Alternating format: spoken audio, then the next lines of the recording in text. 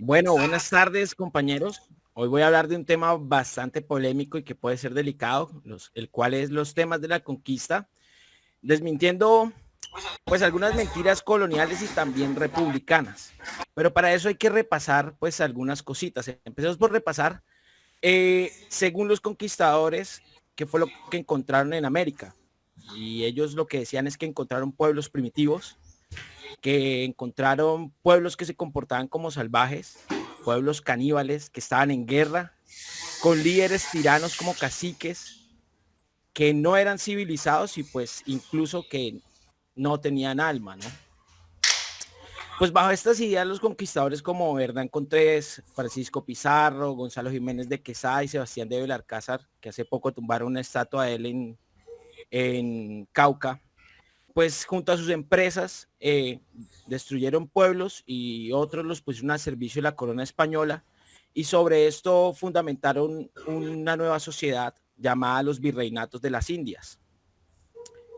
Con esto se llama el Nuevo Mundo o la nueva civilización las Indias, la cual es una sociedad vasalla de la corona española, con nuevas costumbres, creencias y un orden social en donde los españoles estaban en la cabeza, seguido por los criollos, que son los hijos de los conquistadores, los mestizos, que son la mezcla de dicha unión entre criollos e indígenas, después los indígenas y en la base de la pirámide los esclavos que traían de África. A esto es lo que llamaron la civilización en América.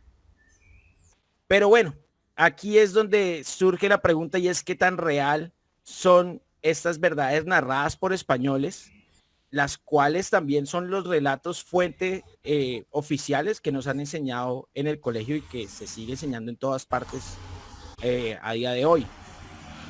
Pues bueno, yo voy a basarme en lo que va a decir en estas dos personas, ¿sí? Aparte de otros historiadores como Antonio Rubial García, pero Eulalia Guzmán Barrón y Karl Lagenbach, ellos son antropólogos, una que ha hecho trabajo en México y otro que ha hecho trabajo aquí en Colombia, sobre todo de trabajo arqueológico. Entonces empecemos a revisar según sus trabajos arqueológicos qué es lo que han encontrado ellos.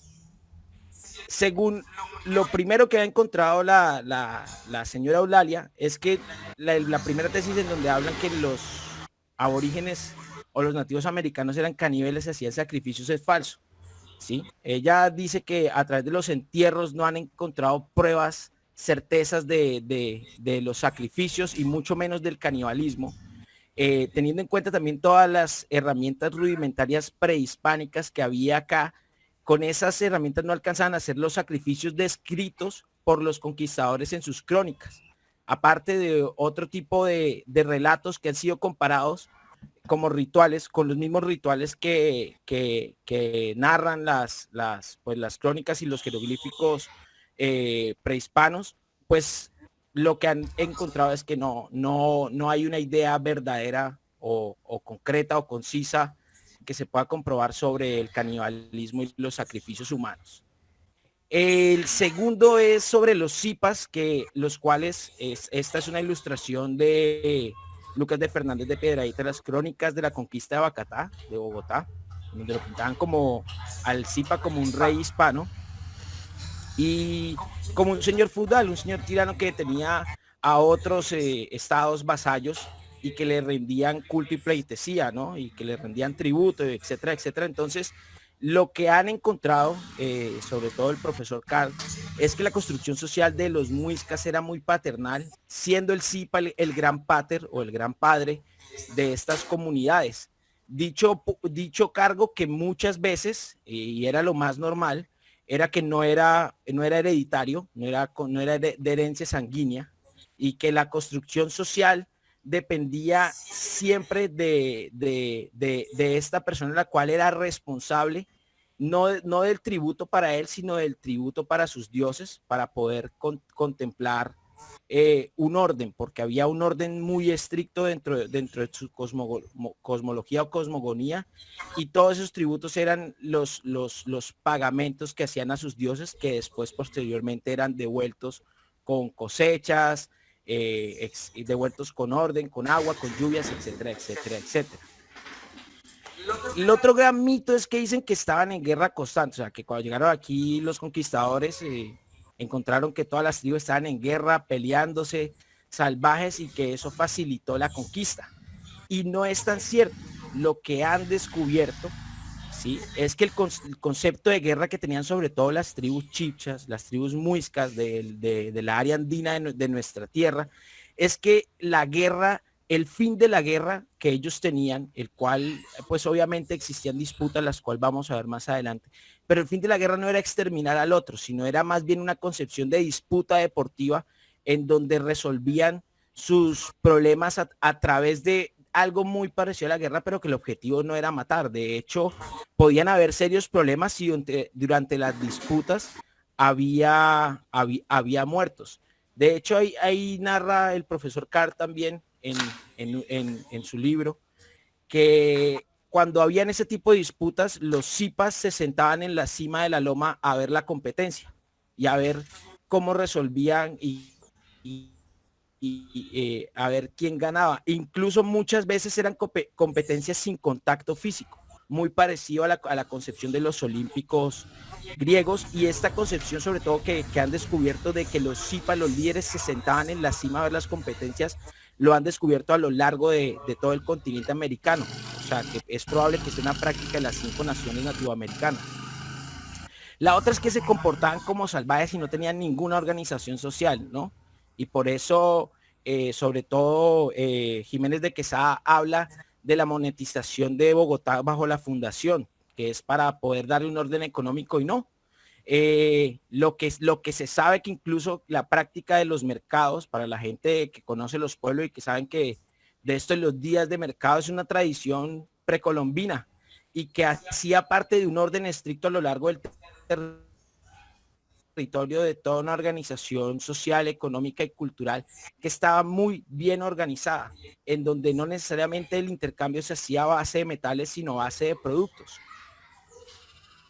La otra, que bueno, esta obviamente ya la han desmentido desde que han empezado como estos viajes turísticos, era que no existía una civilización y que estaban en un paleolítico acá en América. Y pues bueno, como sabemos, hay un montón de ciudades, entre esas la famosa Tenochtitlán, por la cual fue construida hoy México DF, Ciudad Perdida de la Sierra Nevada, el Machu Picchu. Y lo más interesante es que a día de hoy incluso se conocen caminos que habían trazado todas estas tribus que podían comunicar fácilmente desde Machu Picchu hasta Tenochtitlán, con los chasquis, como hablaba el compañero Javier, y que en algún Pechacucha nos habló sobre ellos.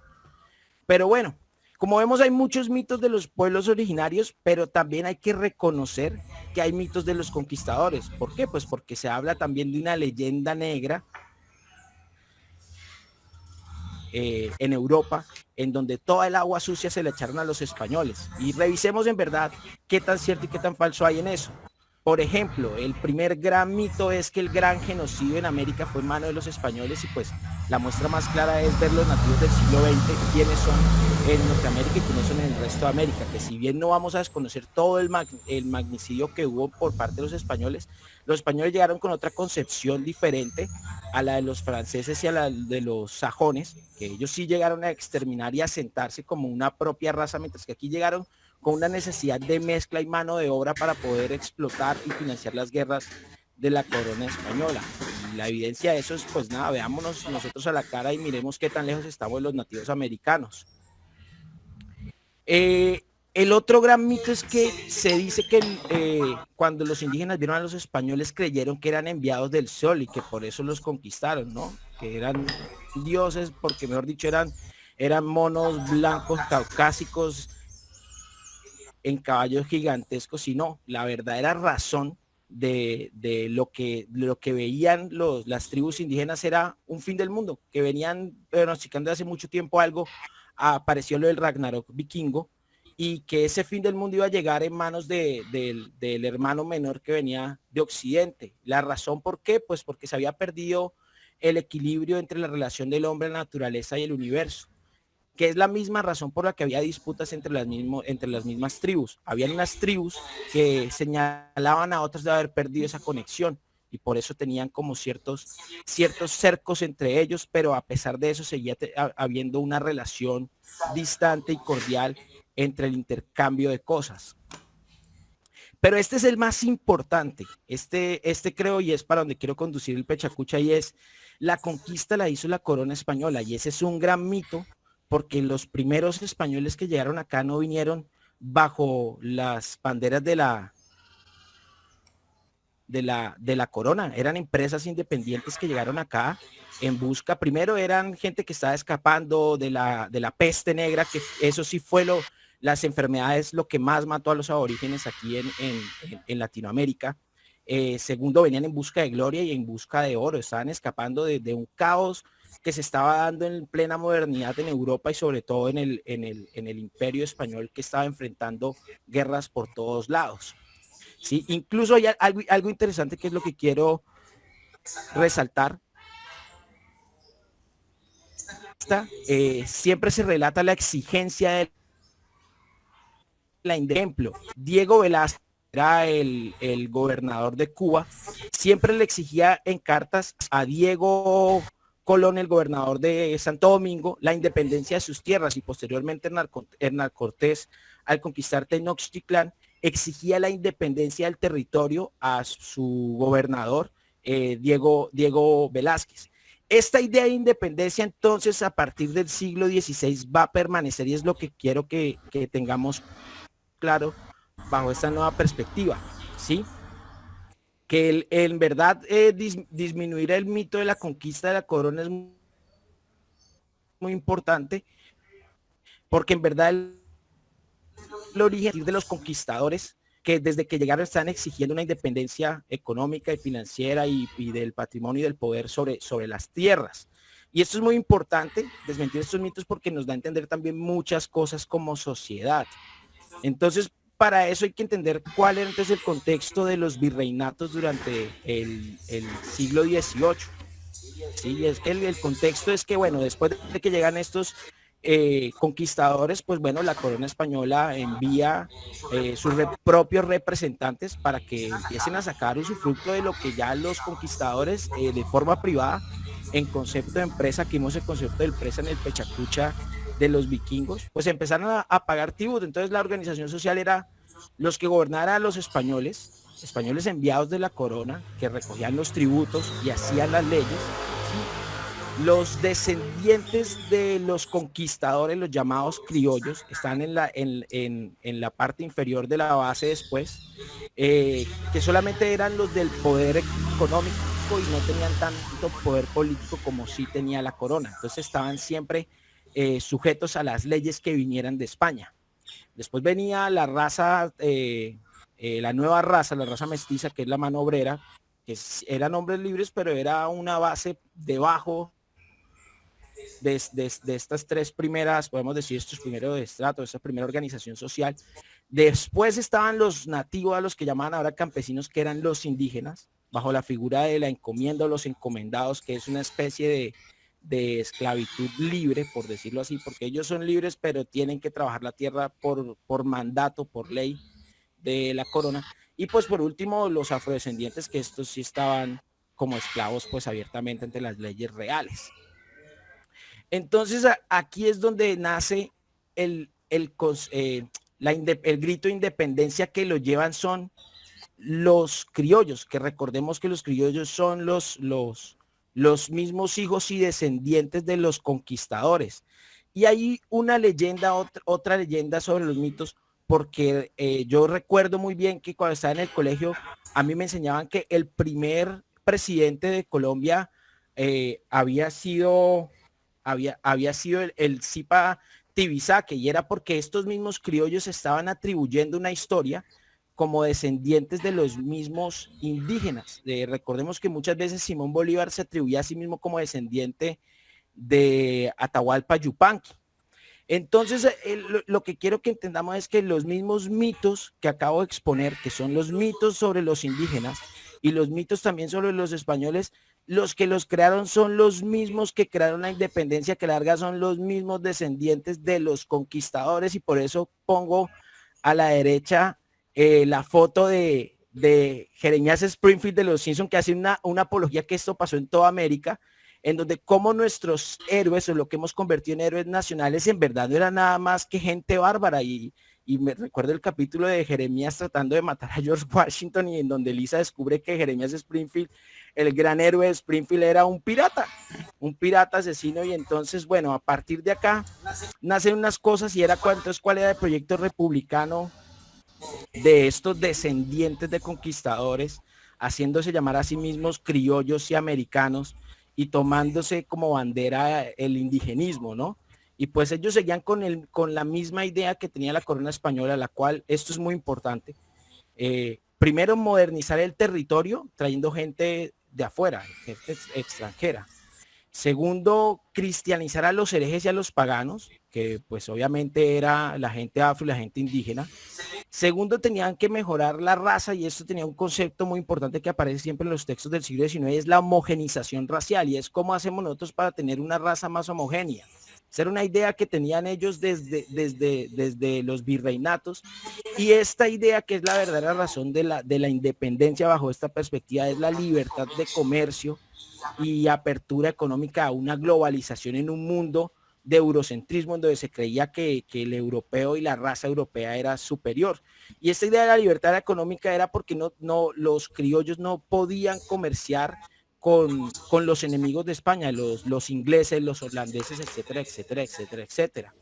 Entonces, por último, coloco el símbolo del billete de 10.000, que nace desde la República, y es que empiezan a apropiarse los símbolos indígenas en todo lo que son símbolos nacionales. Pero por un lado, mientras están apropiándose de esto, pues por otro lado, la segregación racial y la segregación étnica cada día pues aumentó, y hay incluso datos demográficos de cómo ha descendido la población, de cómo han desaparecido los resguardos y los cabildos indígenas desde la República. Y a la larga, ¿qué nos quedó? Pues esto, los criollos siguen en la pirámide, en la base de la pirámide, desde hace 200 años y desde que nos conquistaron.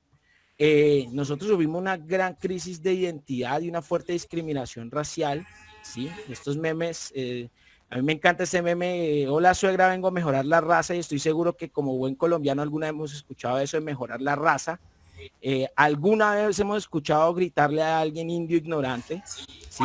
O alguna vez hemos sufrido o hemos visto a alguien, usted no sabe quién soy yo. Y yo creo que, para resumir, y ahí es donde finalizo, el cambio latinoamericano está primero en el reconocimiento de esa diversidad que sobre todo en el siglo XXI, y ahorita con todas estas crisis en el mundo, otra vez estamos retomando ese fenómeno de la nacionalidad y de la nacionalidad racial, cosa que está pasando en Estados Unidos, cosa que pasa aquí con los indígenas, lo que pasó ahorita con la minga, y cosas que probablemente de forma consciente o inconsciente, pues creo que está en nuestra base social y en nuestra base cultural. Entonces, bueno, esa es la reflexión, y hasta aquí el pechacucha, no sé cuánto me demoré.